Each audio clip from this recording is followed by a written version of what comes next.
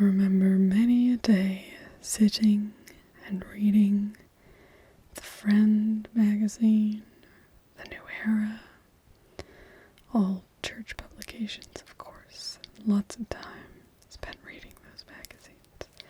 They definitely put out a lot of media, which makes it a part of their information control. Tingles with flyby. Daily ASMR videos.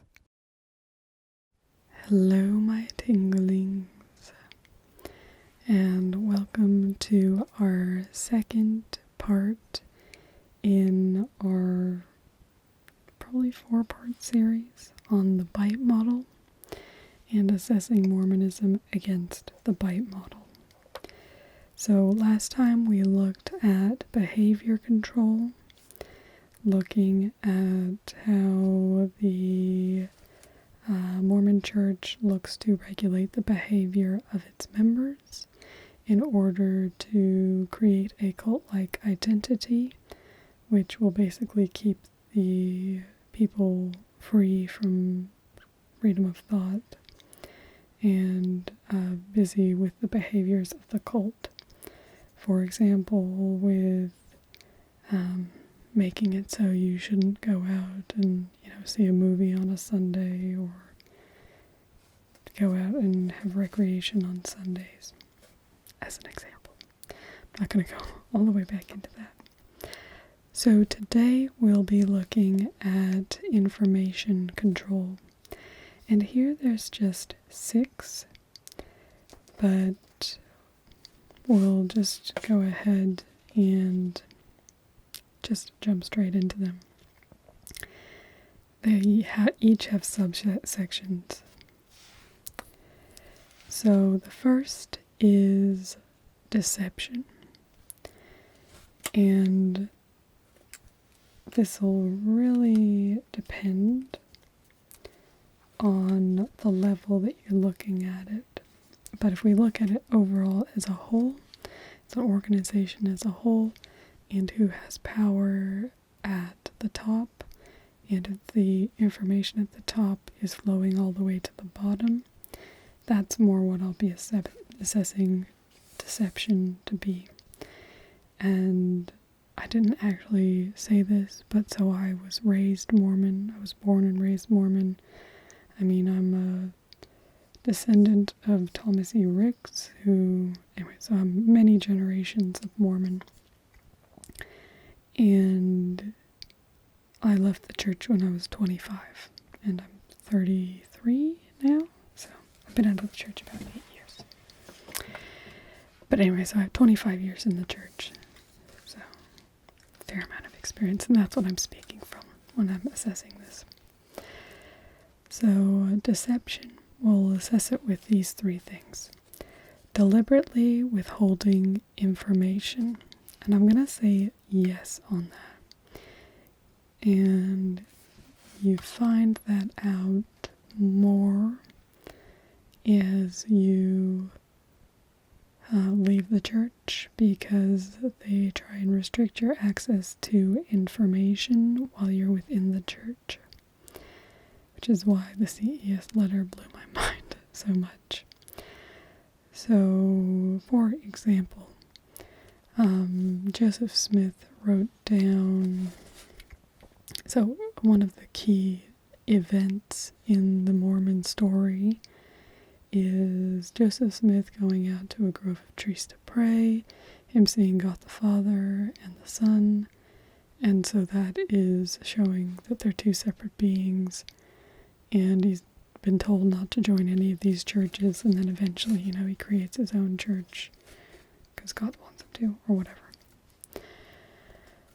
But, so, there's only one version that's really told with that, when there's actually 4 different versions that Joseph Smith wrote down, and they're quite different from each other.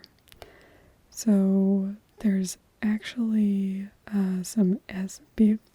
they're trying to address some of this, because there's been criticism about this, particularly since the advent of the internet, because more people are finding out about these things.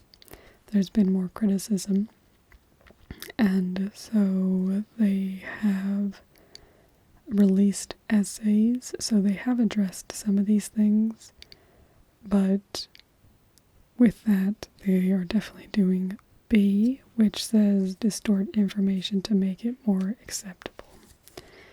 So they try and couch, basically they're trying to prime you to read the information in a particular way so that it'll support their narrative and it won't seem as bad if you come across it in another place. Like they were talking about DNA evidence and somehow making it seem like, yeah, it's okay. We can't really be 100% sure that they're basically saying that DNA evidence wouldn't be very good for finding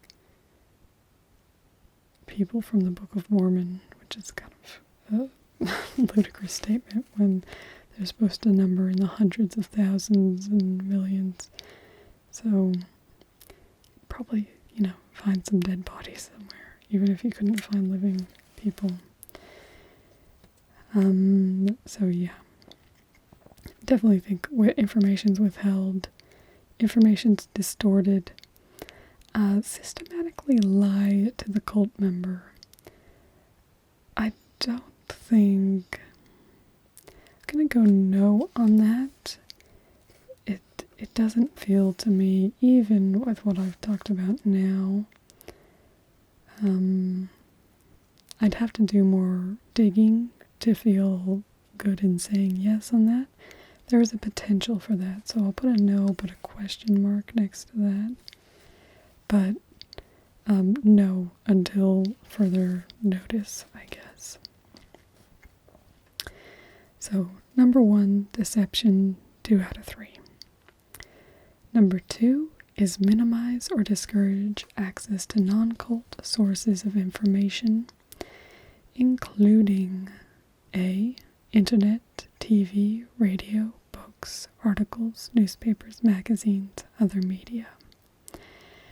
And this is definitely true in particular areas. So there's not, as I said, for information control, I wouldn't say it's 100%. So it's nothing like living on a compound and you're just not supposed to know anything that's going on in the outside world. So you're supposed to be in the world but not of the world. So, excuse me. So you do a lot of things that are, out in the world, and you'll be taking part in those things, reading lots of books, reading Harry Potter, that sort of thing, very normal. But there are things that would be considered anti-Mormon sources that you should not read or watch or listen to. And, someone may consider this video anti-Mormon, and then they would feel like they were bad for watching it, which there's nothing really I can do about. Because if you're talking critically of the church, that's basically what would make it anti-Mormon, even if it's true. But so, minimize or discourage, I'll say yes. As I said, it could be much more severe. I'm going to put it kind of just middle of the road. Minimize or discourage access to non-cult sources of information, including critical information. Yes, that's the biggest one. Definitely don't want you to be accessing critical information. C, former members. For the most part, you're not encouraged to shun or kick out or anything like that if somebody leaves the church. it's supposed to be Christ-like and loving and all that. Unless they turn against the church, then you get yourself in a sticky situation, because if you associate with somebody who has, I don't remember the wording of the temple recommend question, but something about, associate, uphold, or something, who has things that are against the Church of Jesus Christ of Latter-day Saints, then you can be restricted from going to the temple, which is a huge thing. So, that I would say no but type thing. D, keep members busy so they don't have time to think and investigate. I definitely think that's true. You're very busy. There are lots of callings. You're supposed to have a job. You're supposed to be raising kids. You have church. You have your church callings, so preparation for whatever you might be doing, if you're teaching or doing whatever else. You have home teaching, visiting teaching, fasting, praying, scriptures. You're constantly busy. So that one is definitely a yes. They keep you very busy. And then control through cell phone with texting, calls, internet tracking. I'd say not really. I don't think I'm going to go no on that. So for minimize, we'll say about half and half for number 2. We have this one's a yes, and that one's a yes, and that's our no but. So 3 yeses. Oh, and 2 no's. So we got 3 out of 5. And that one was 2 out of 3. Okay. Then number 3 is compartmentalize information into outsider versus insider doctrines. And this is definitely the case, and we'll see in a little bit more detail. So number A, ensure that information is not freely accessible.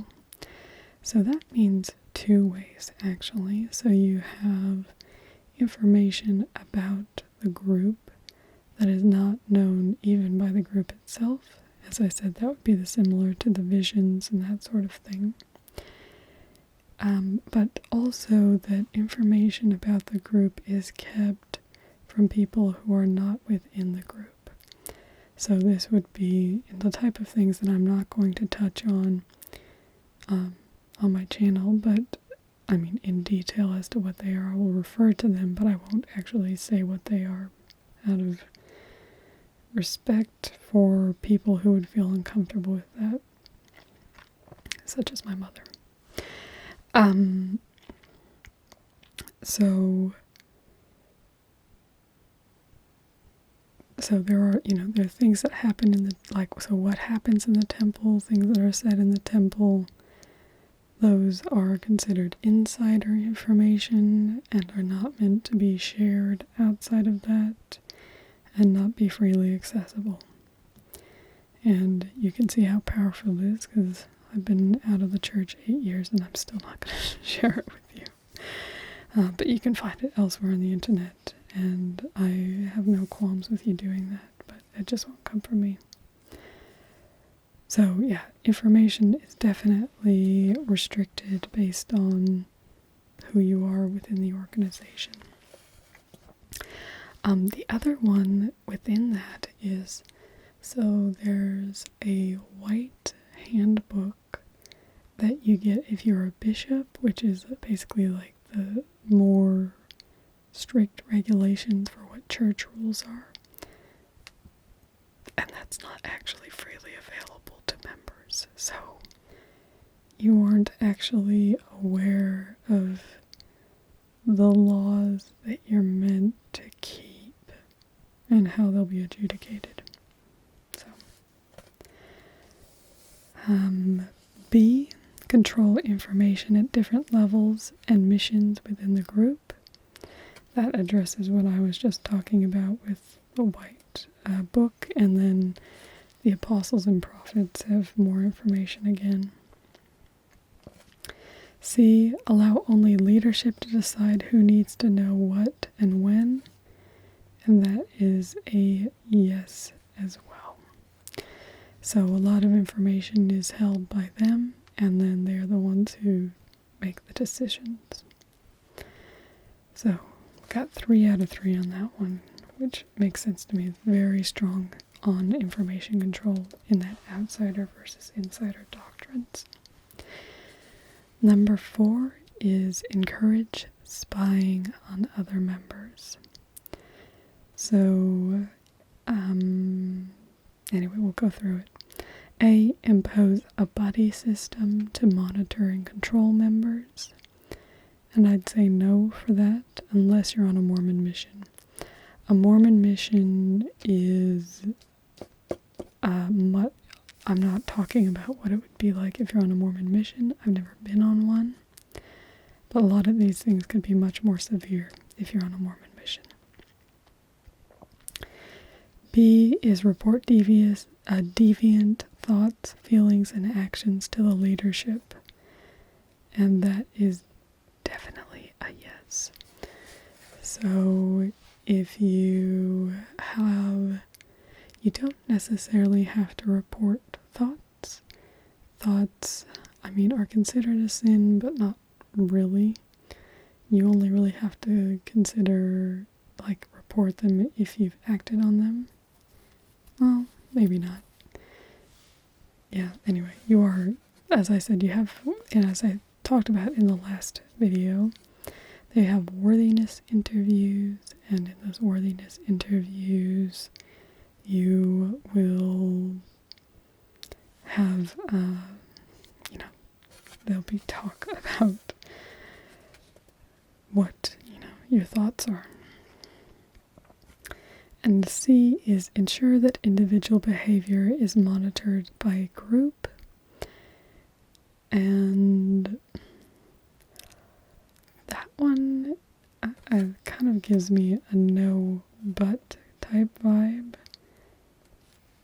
So there's definitely a lot of judgment if you don't. No, we'll put it as a yes. That's what I mean. This is the same thing I came across with behavior control. It feels normal to me because that's how I grew up. But then when I actually start breaking it down, I'm like, it's a bit odd that, people will start judging you if you wear a sleeveless top or, that sort of thing. So there's cultural controls in there to make sure that you're actually, staying where you're supposed to. Otherwise you'll be judged and lose social status among the group. So that's 2 out of 3. You don't really have the buddy system except in the mission. Number 5 is extensive use of cult-generated information and propaganda, including newsletters, magazines, journals, audio tapes, videotapes, YouTube, movies, and other media. That's a big yes. I remember when I was a kid, The Friend, teenager, The New Era, New Adult, The Ensign. That's the magazine. They've got YouTube videos. I'm a Mormon, even though they don't want to be called Mormon now. Anyway. Church news. I actually have a newspaper as well, which I never read church news. I've never been a big news person. But yeah, and then you have a general conference where they give all these talks. You can get tapes of those, and yeah, there's all sorts of stuff. B is misquoting statements or using them out of context from non-cult sources. And I think there's probably those sort of things on a minor scale, but nothing major, so that's kind of a no, but. So I'd say 1 out of 2 for that one, but the first one is very strong.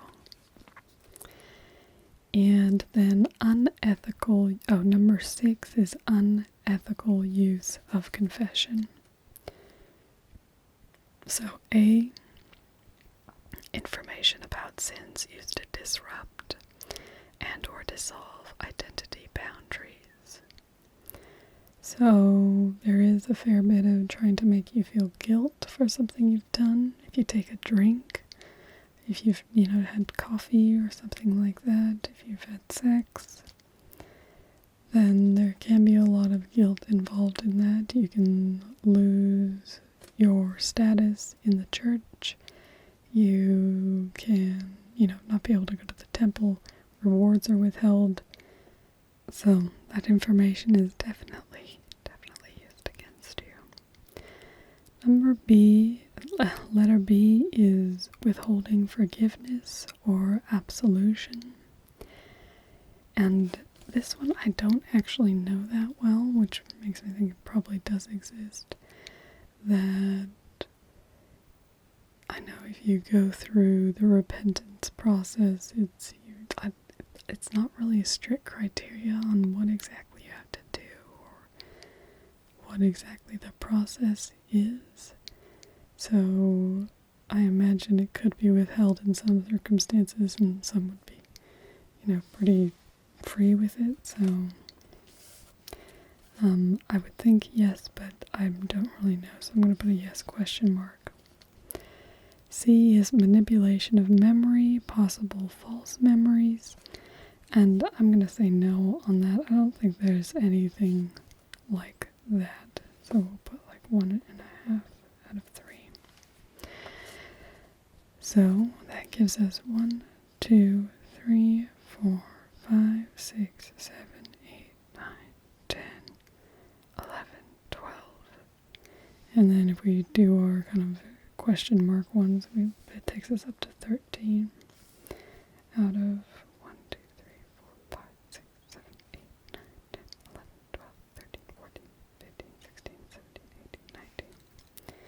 So 13 out of 19 are yes. So definitely some information control happening in the Mormon Church. So next time we'll be looking at thought control. So thank you for joining me, and I look forward to seeing you then.